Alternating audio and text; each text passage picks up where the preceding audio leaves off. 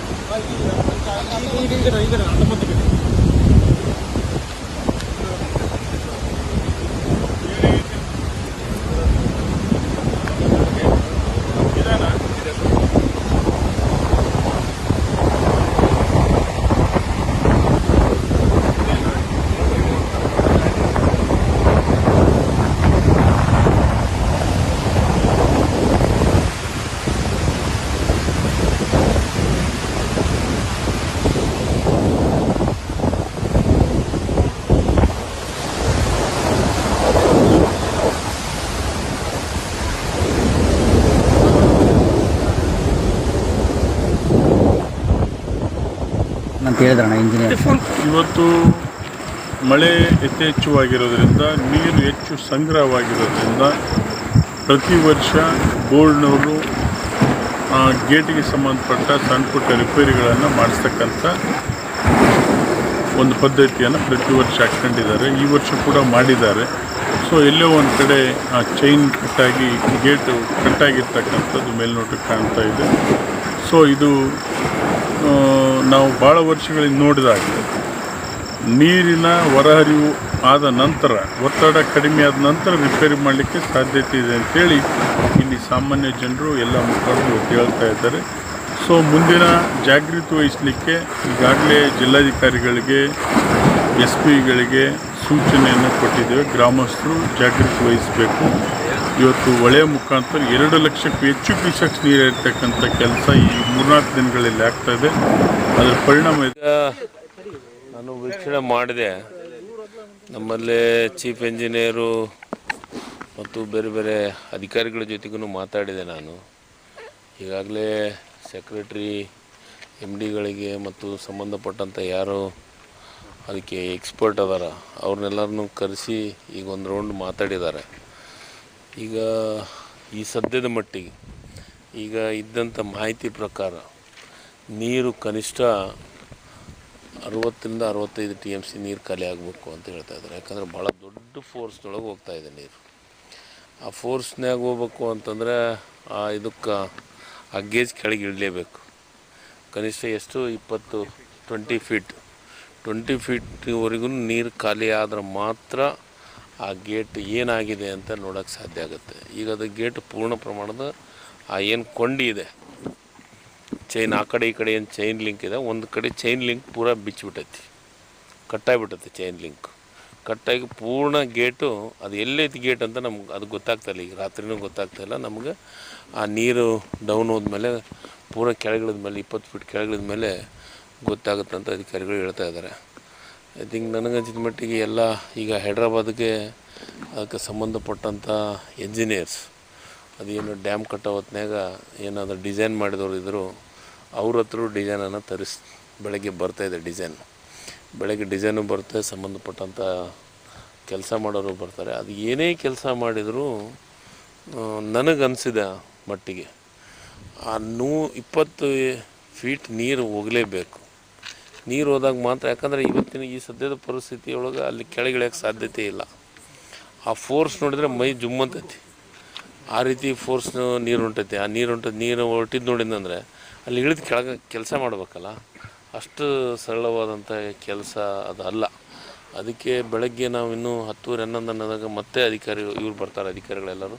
ಅವಾಗ ಮತ್ತೆ ನಾವು ಬರ್ತೀನಿ, ಪೂರ್ಣ ಅದನ್ನಿದ್ದು ವಾಸ್ತವ ಸತ್ಯ ಏನು ಎಂತು ಅಂತ ಅದು ತಿಳಿಸ್ತೀವಿ. ಈ ಸದ್ಯ ನೀರು ನಮಗೆ 1 ಲಕ್ಷ ಕ್ಯೂಸೆಕ್ಸ್ ನೀರು ಹೊರಗೆ ಹೋಗ್ತಾಯಿದೆ ಈ ಸದ್ಯ.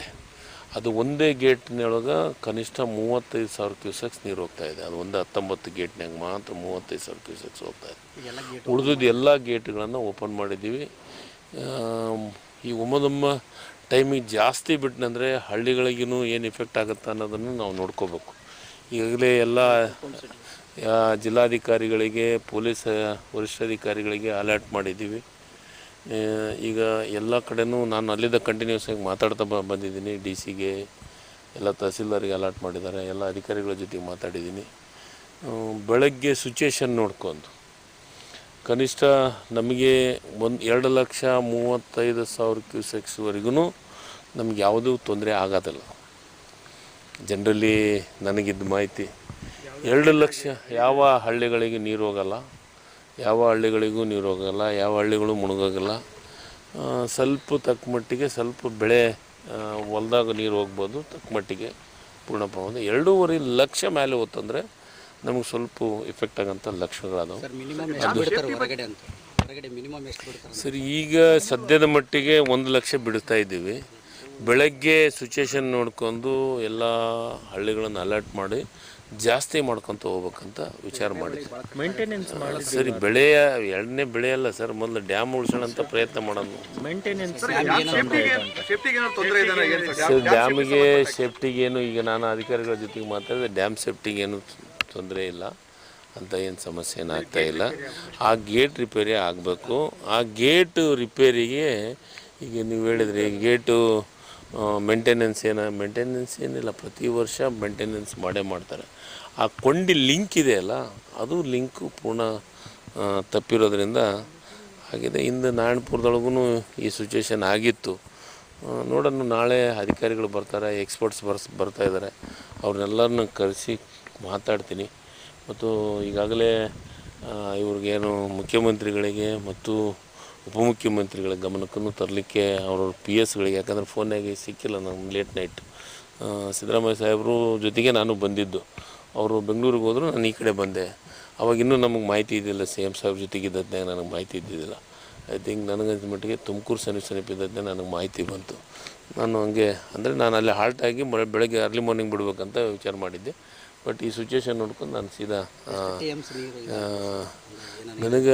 ನನಗನ್ನಿಸಿದ ಮಟ್ಟಿಗೆ ಈಗ ಸದ್ಯ ಅಧಿಕಾರಿಗಳೇನಂದ್ರೆ 60 65 TMC ನೀರು ಪೂರ ಖಾಲಿ ಆದ ಮೇಲೆ ಅದಕ್ಕೇನಾದರೂ ಕೆಲಸ ಮಾಡೋಕ್ಕೆ ಪ್ರಾರಂಭ ಆಗ್ಬೋದು ಅಂತ ಅಧಿಕಾರಿಗಳು ಹೇಳ್ತಾ ಇದ್ದಾರೆ. ಈಗ ನಾವು 2 ಲಕ್ಷ ಮೇಲೆ ಕ್ಯೂಸೆಕ್ಸ್ ನೀರು ಬಿಟ್ಟಿವಿ ಅಂದ್ರೆ ಕನಿಷ್ಠ 3 ರಿಂದ 4 ದಿವಸ ಬೇಕು. ಅದಕ್ಕೆ ಅದನ್ನು ನೋಡೋಣ, ಸಿಚುವೇಶನ್ ಏನೇನಾಗುತ್ತೆ. ಈಗ ನಾನು ಎಕ್ಸ್ಪರ್ಟ್ ಅಲ್ಲ, ಈಗ ನಾಳೆ ಎಕ್ಸ್ಪರ್ಟ್ ಅವ್ರು ಬಂದ ಮೇಲೇ ಅದ್ರ ಬಗ್ಗೆ ಪೂರ್ಣ ಮಾಹಿತಿಯನ್ನು ತೆಗೆದುಕೊಳ್ಳೋಕೆ ಸಾಧ್ಯತೆ ಆಗುತ್ತೆ. ಸರ್, ಬೆಂಗಳೂರು, ಹೈದ್ರಾಬಾದ್ ಅಲ್ಲಿ ಮಾಹಿತಿ ಕೊಟ್ಟಿದ್ದೀವಿ, ಹೈದ್ರಾಬಾದ್ನವ್ರಿಗೂ ಮಾಹಿತಿ ಕೊಟ್ಟಿದ್ದೀವಿ, ಬೆಂಗಳೂರಿಗೂ ಮಾಹಿತಿ ಕೊಟ್ಟಿದ್ದಾರೆ ಈಗಾಗಲೇ ಅಧಿಕಾರಿಗಳು. ಅವರೆಲ್ಲರೂ ನಾಳೆಗೆ 10:30 11 o'clock ಎಲ್ಲರೂ ಬರ್ತಾರೆ. ಮ್ಯಾಕ್ಸಿಮಮ್ 10:30 to 11 o'clock ಆಗ್ಬೋದು. ಎಷ್ಟೇ ನೋಡೋಣ, ಅವ್ರು ಬಂದಿದ್ದಾಗ ಅವ್ರ ಜೊತೆ ಕುಂತು ಚರ್ಚೆ ಮಾಡಿ ನಿರ್ಧಾರವನ್ನು ಹೇಳ್ತಾರೆ. ಸರ್, ಸಿಚುವೇಶನ್ನು ನೋಡೋಣ. ಬೆಳಗ್ಗೆ ನಾನು ಈಗೇನು ರಾತ್ರಿ ಮಾತಾಡೋಕ್ಕಾಗಿಲ್ಲ, ಲೇಟ್ ನೈಟು DCM ಅವ್ರಿಗೆ CM ಅವ್ರಿಗೆ ನಾನು ನೋಡ್ಕೊಂಡು ಮಾತಾಡಿದ್ದೆ ಹೇಳ್ತೀನಿ ಎಲ್ಲರಿಗೂ. ಸರ್, ನಿಜವಾಗ್ಲೂ ಬಾಗಿನ ಹರ್ಸೋದು ನಿಜವಾಗ್ಲೂ ಕ್ಯಾನ್ಸಲ್ ಆಗಿತ್ತು. 13ನೇ ತಾರೀಕು ಇದ್ದು 14ನೇ ತಾರೀಕಿಗೆ ಮಾಡಿದ್ವಿ. 13 ಅನಿವಾರ್ಯ ಇತ್ತು. ಅಲ್ಲಿದ್ದು ಆಫೀಸಲ್ಲಿ ಮೆಸೇಜ್ ಬಂದಿತ್ತು 13ಕ್ಕೆ ಇದ್ದಿದ್ದು. ಇಲ್ಲ, TP ಆಗಿತ್ತು, ಬರ್ಬೇಕಂತ TP ಆಗಿತ್ತು. ನಾನು ಎರಡೂ ಕೆಲಸ ಆಗುತ್ತಂತಲೇ ಇದಕ್ಕೆ ಬಂದಿದ್ದು. ಬಟ್ ಅನಿವಾರ್ಯ ಇದು ನೋಡೋಣ. ನಾಳೆಗೆ ಈ ಸಿಚುವೇಶನ್ ಅಂತೂ ನೋಡೋಣ. ಈ ಸಿಚುವೇಶನ್ ಸಂಬಂಧಪಟ್ಟಂಥ ಅಧಿಕಾರಿಗಳ ಜೊತೆಗೆ ಮಾತಾಡೋಣ.